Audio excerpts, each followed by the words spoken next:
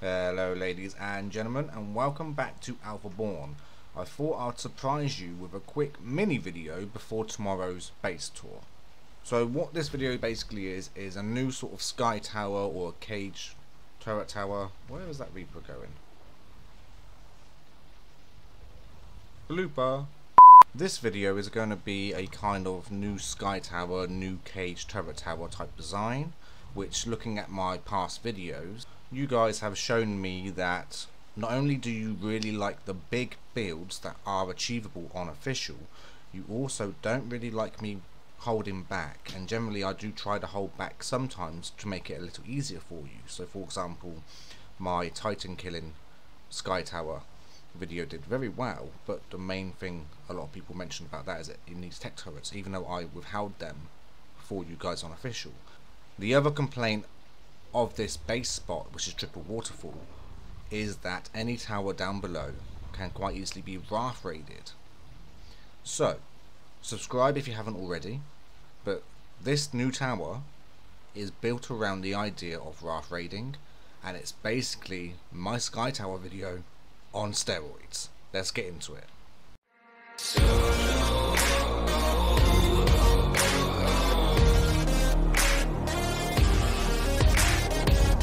And before you place any judgment, as we all know, the art community loves to do that. Let's have a quick look at the actual tower itself, and then afterwards I'll explain how I've built it and why. And I know some of you will still say that you would actually wrath raid this, but stick around to the end so you can see why wrath raiding now really is not going to be worth it. It's going to be so expensive to wrath raid that you're better off just trying to avoid this tower if you can. I doubt you could, but you know, let's crack on and let's get into it.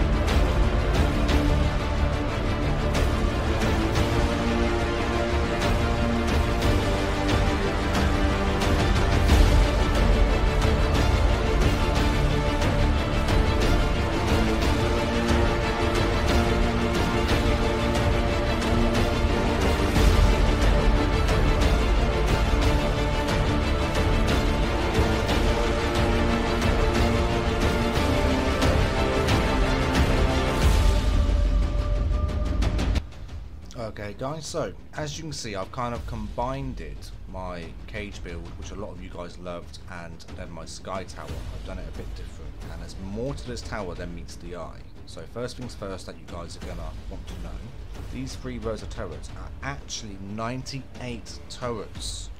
So we came further out. If you remember the old tower that was kind of just thrown up just for the video, I actually moved it further out and came into a brand new turret radius, which means that now whatever I do regarding to the base is not going to be affected by this tower alone. I also looked at potential areas for wrath raiding, because of course that was the #1 concern that a lot of people mentioned.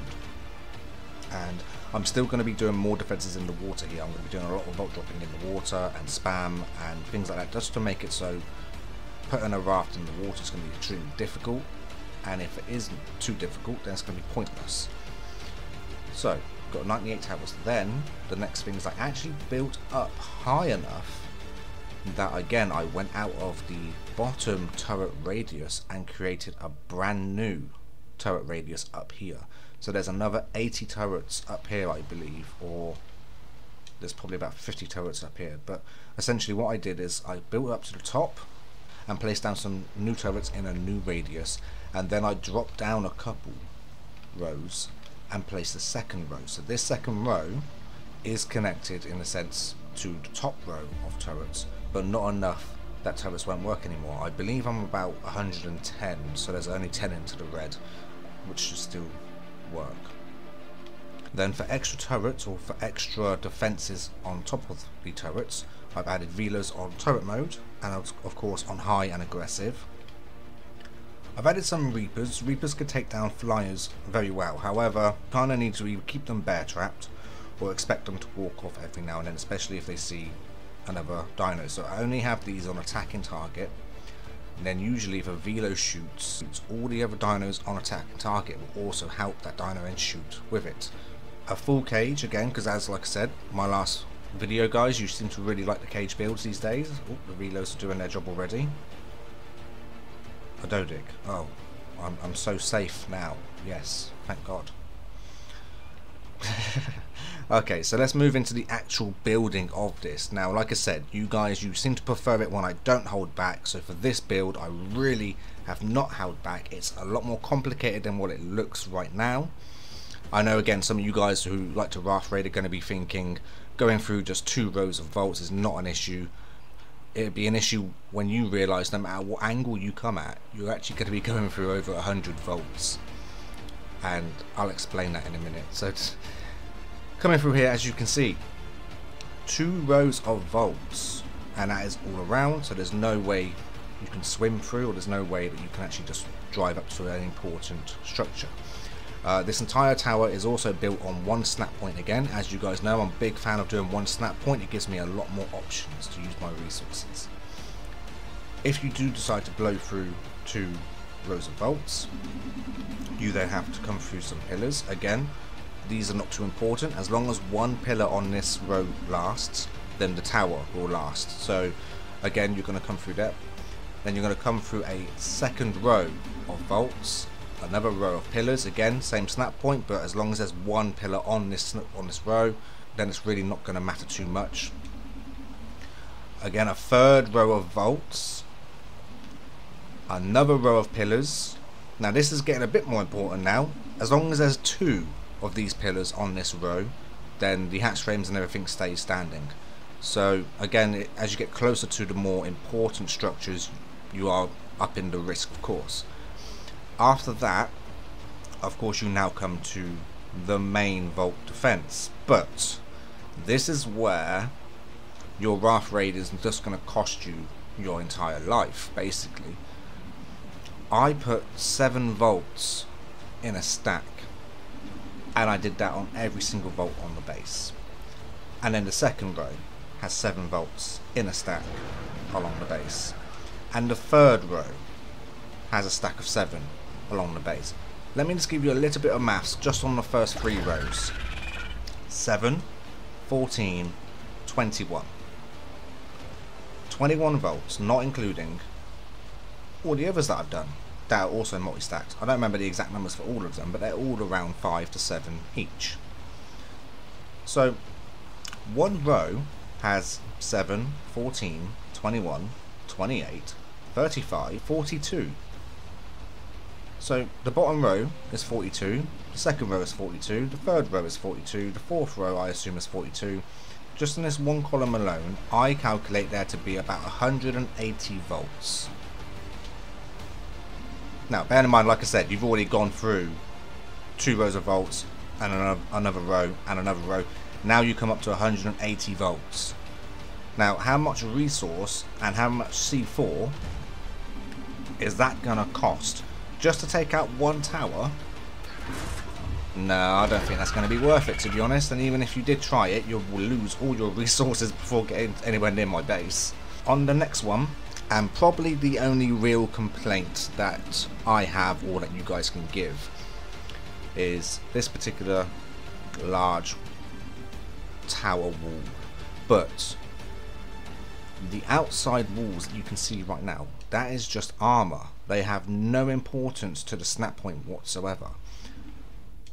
I actually placed walls making a X shape on the inside, and that is how I built the hatch frames. And then I vault dropped just in front of each wall, and then I placed all the walls.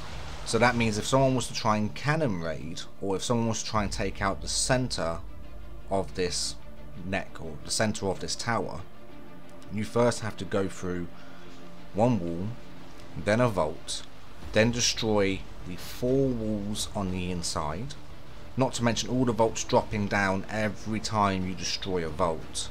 And then if you want it to actually drop the top half, you're then also going to have to get rid of the outside layer. So 2, 4, 6, 8, so 8, 12 walls need to be destroyed, plus whatever vaults are in your way. Which, looking at that, I would say 1, 2, 3, 4, 5, 6, 7, 8, 9, maybe 10 vaults are going to fall down at a location that you're going to try and choose. And if you try it from a lower perspective, you're probably talking 20 volts. So just dropping that top half cannon raiding is going to take you a lot of time. Now I am also going to build more towers protecting around this area so flyers won't be able to get too close. But at first, oh, another Reaper's moved down. This is why you need bear traps. It's so hard to find good help these days. But at first look, yeah, as you can see, like I said, this is very similar to my cage and my Titan killing tower, but just buffed. And this has gone vault crazy. I haven't held anything back. It took me a full day just to build this one tower. I sent pictures to some of the bigger raiders on my cluster, and all of them have basically said that they would just stay away from it. It's just not worth it. So they would actually try and find a way around it. So next on my agenda, of course, for tomorrow is building towers in other places, so either going around this takes a lot of time or it's just not plausible. So guys, let me know what you think of this tower down below. Subscribe and like if you haven't already. Like I said, I put a lot of time into this, so if you would do me the favour of hitting the like, it really helps me out on YouTube. And until tomorrow guys, I will catch you on Alphaborn.